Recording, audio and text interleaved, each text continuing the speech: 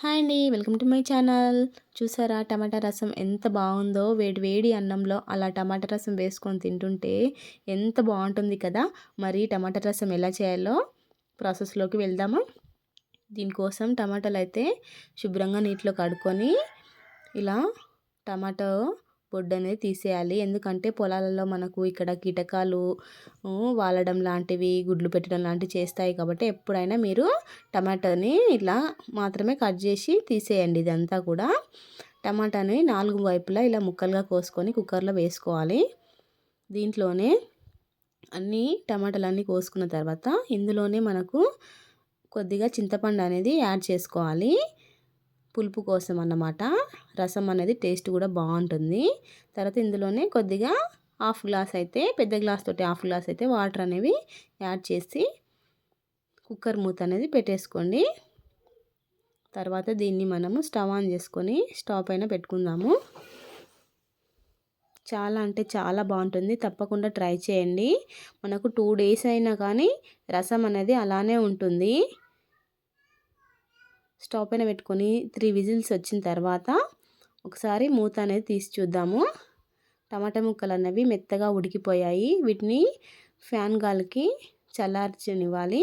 తర్వాత ఇలా గిన్నెలో వేసుకొని మెత్తగా చేతితో మెదుపుకుంటూ రసాన్ని అయితే తీసుకోవాలి. రసం అనేది ఎప్పుడైనా టమాటా రసం చిక్కగా ఉండాలి. అప్పుడే మనకు టేస్ట్ బాగుంటుంది. మరికొన్ని వాటర్ అనేవి తీసుకొని టమాటా ముక్కల నుంచి రసం అయితే తీస్తున్నాను.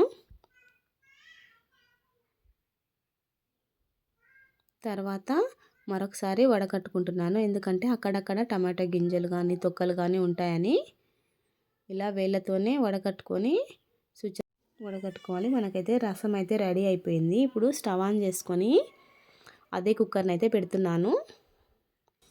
కుక్కర్ వేడైన తర్వాత కొద్దిగా ఆయిల్ వేసుకుంటున్నాను. తర్వాత ఇందులోనే 1 స్పూన్ జీలకర్ర, సన్నగా నిలువుగా కోసుకున్నటువంటి పచ్చిమిరపకాయలు అయితే వేసాను. తర్వాత కొద్దిగా పసుపు, దీంట్లోనే పొట్టు తీయని వెల్లుల్లిపాయలు కచ్చపచ్చగా దంచుకొని వేసుకోవాలి. అప్పుడే ఫ్లేవర్ బాగుంటుంది. అల్లం వెల్లుల్లి పేస్ట్ వేయొద్దు. వెల్లుల్లిపాయలు వేస్తేనే మనకు చాలా అంటే చాలా బాగుంటుంది స్మెల్ అనేది. తర్వాత మనం రెడీ చేసినటువంటి టమాటా రసాన్ని అయితే ఇందులో పోయాలి. దీంట్లోనే రుచికి సరిపడినంత ఉప్పు వేసుకోండి.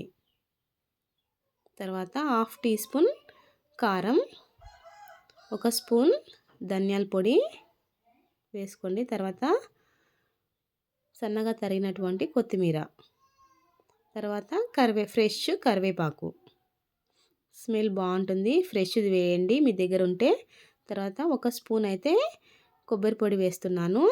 ఇలా మరిగించుకోవాలి. అన్నీ వేసి మరిగించుకోవాలి. ఒకసారి గరిటెతో ఇలా తిప్పండి. ఎందుకంటే మనం వేసిన అన్నీ కూడా రసంలో కలిసిపోవాలి. మరొకసారి మరిగించుకుంటే మనకు టమాటా రసం అనేది రెడీ అయిపోతుంది. మీకు కావాలంటే మిరియాల పొడి కూడా యాడ్ చేసుకోవచ్చు. నేనైతే ఏం వేయట్లేను. చూడండి చాలా అంటే చాలా బాగుంది. స్మెల్ అయితే సూపర్గా వస్తుంది. తప్పకుండా ట్రై చేయండి. చాలా బాగుందండి.